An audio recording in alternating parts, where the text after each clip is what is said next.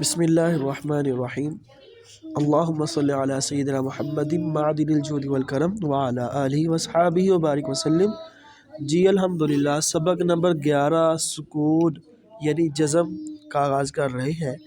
جیسا کہ آپ پیچھے پڑھ چکے ہیں، اس علامت کو جزم کہتے ہیں۔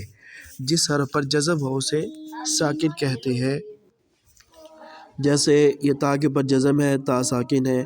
زا کے پر جزم ہے، زا ساکن ہے۔ سین، ضاد، صاد، جن حروف کے اوپر جزم ہے وہ حروف کیا ہے؟ ساکن ہے۔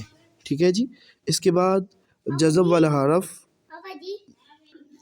والا حرف اپنے سے پہلے متحرک حرف سے مل کر پڑھا جاتا ہے۔ جیسے تا کے پر جزم ہے جی، تو اس سے پہلے متحرک حرف ہے زیر والا حمزہ، تا زیر ات۔ اسی طرح سات جزم والا ہے، اس سے پہلے متحرک حرف ہے زبر والا۔ اس کے علاوہ یہ سین ساکن ہے، اس سے پہلے زیر والا حرف ہے متحرک۔ یعنی کہ جو ساکن حرف ہوگا وہ اپنے سے پہلے ایسے حرف سے مل کر پڑھا جائے گا جس کے اوپر زبر ہو، زیر یا پیش وغیرہ ہو۔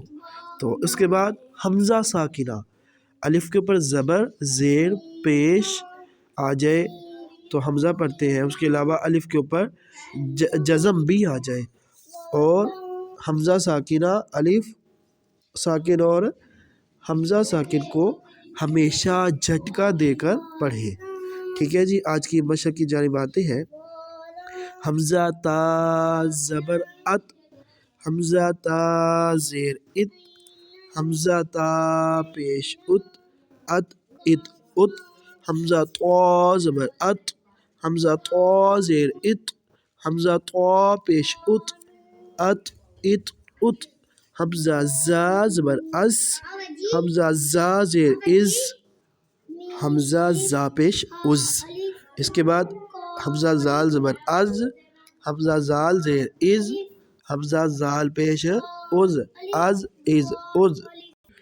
اس کے بعد ہے جی حمزہ زا زبر از، حمزہ زا زیر از، حمزہ زا پیش از، از از از، حمزہ سا زبر اس، حمزہ سا زیر اس، حمزہ سا پیش اس، اس اس اس۔